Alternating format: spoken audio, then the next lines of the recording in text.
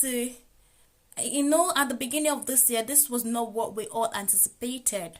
We all anticipated that 2020 vision, 2020 days, New Year resolution. We all had plans until we were hit with the unfortunate news of this virus.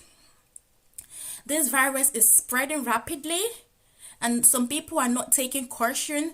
Some people are just saying, oh yeah, if you've got a weak immune system, it's going to affect you. If you've got a strong immune system, you are safe. Guys, everybody is safe. Even the Christians are like, I'm a Christian. Most of my fellow Christians are saying, if God be for us, who can be against us? Understood, agreed. But we also need to know that we need to take measures. It starts from us. Even the government have put in place, they've put in place, what's that word? No, that's, I worded it wrong. The government has already told us what to do, in the sense that you have to shut down every social gathering of more than 100 people, just to avoid the spread of this virus, because this virus is spreading rapidly. And also try as much as possible to wash your hands wash your hands for at least 20 seconds with soap and water, because when you do this, it's reduced. When you do this, you're protecting yourself, you're protecting your loved ones. Understood that this virus is affecting people who are old, who are young, because of their immune system. But also, I've seen cases of people who are strong, who are healthy and hearty, but still they've been victim of this coronavirus. It's a very deadly virus. Some people say it's man-made. It doesn't matter if it's man-made or if it's natural. But please, guys, I'm begging of you, do the right thing. And to my fellow Africans out there, I beg you, stop being ignorant. Do the right thing. For the first time in my life, I actually supported what the Nigerian police officers were doing to the general public. I watched the video this morning and I was laughing. At the same time, I was sad, because we don't listen. Most people don't listen. When they tell you shut every social gathering, you should do that. It's not because they're just talking. It's for your own protection, as well as the protection of your loved ones, your friends and family. The video was very horrible, because the police officers were literally beating the general public. They were not just beating them babishly or childish beating, proper beating with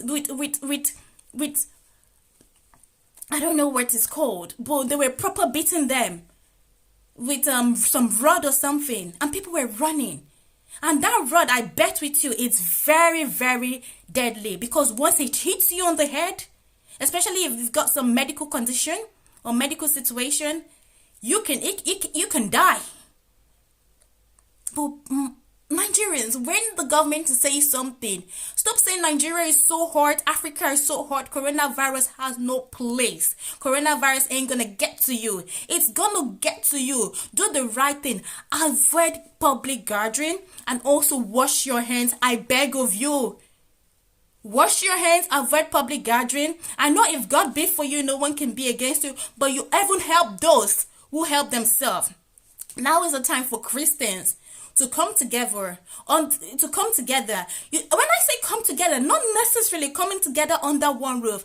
Now, all thanks to technology, you can do video call, you can do Skype, you can do phone calls. You come together, you set up a conference call or a conference meeting, and you say your prayer. Now it's time for us to show love to our next door neighbor. Now it's time to hold on to what you believe tightly. I believe in God. Now, I've always hold on to God. But if you have always been taking your life, if you have always been taking your privileges for granted, I beg of you, it's now time to snap up and do the right thing. I'm not here to have a go at anybody, but I'm just begging you guys, please do the right thing. Not just for yourself, but for the people around you. Look at the people getting this virus. Old people, like I earlier said. Little kids. These people, their immune systems are weak. These people, their immune systems are still developing.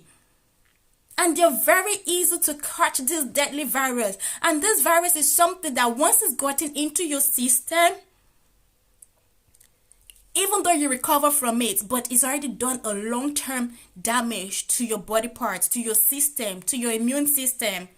I remember earlier last year, exactly a year ago from this March, when I was doing my university coursework, my university essay, my lecturer, I remember vividly. I'm sure most of my classmates would not remember this, but I did a module on global health and sustainability. My lecturer, Tabitha, we were grouped into a group of 4 or 5, I can't remember. We were to come up with a strategic plan to put in place if there was to be a pandemic situation. To be honest with you all, we didn't really take it seriously because we just wanted to do the work and pass and move on to the next chapter, do the exam, do the coursework and the exam and pass and move on to the next chapter. I'm sure most of my classmates would not remember this. Like I said, we just wanted to pass. I was the last group in the evaluation and the evaluation record of the final bit. And down the line, few months down the line, about a year ago, this March, this is what we're experiencing, a pandemic situation. You know, most of the things we take for granted. I beg you all, wash your hands. If you touch any surface, avoid touching your face. I know it's hard for we as human beings to do that because, naturally, when you touch something, your face is the first thing your hand goes to touch. Because we are what? We are not aware of what we're doing. But please, guys, and also if you use hand sanitizer, always make sure that after 5 to 7 application, please go to the nearest bathroom and wash your hands. Wash it real good. They say 20 seconds. I'll tell you 2 minutes if possible. You need to wash that deadly virus so that it has no stay. And please, it's now time to show your next door neighbor, your friends, your family, your loved ones. It's time to show them how much you really care. Tell them how much you love them. Because nobody knows tomorrow. Now the whole world is in a shutdown. Schools are closed. Like, I'm no longer going to university. University is shut down. Secondary school, primary schools, they're closed. Shops are closed. The airports are locked down. Everywhere is totally dead. And the people I feel for the most are the people in the care homes, the people who's got no loved ones, who's got no friends, who's got no family. They are all by themselves. They depend on support workers. But these support workers, they're not ready to risk their life because they also have friends and families who are looking up to them. Let's do the right thing by spreading love. People who's been taking mercury of this virus, please desist from it. It ain't funny no more. People are dying. But before I end this video, I just want to share with you guys a write-up that was written by a friend of mine. She's also the chaplain for my university, Jackie D. With our permission, I'm going to share this write-up. It's titled Holding On to Hope. And it reads, at the start of the new decade, no one imagined that the world would be facing such unexpected change. 2020 seemed to hold the promise of a fresh start, new beginnings, and possibilities. Then came something completely out of our control, and suddenly the whole communities across the globe are finding new ways of being, but not as they imagined, as they responded to COVID-19.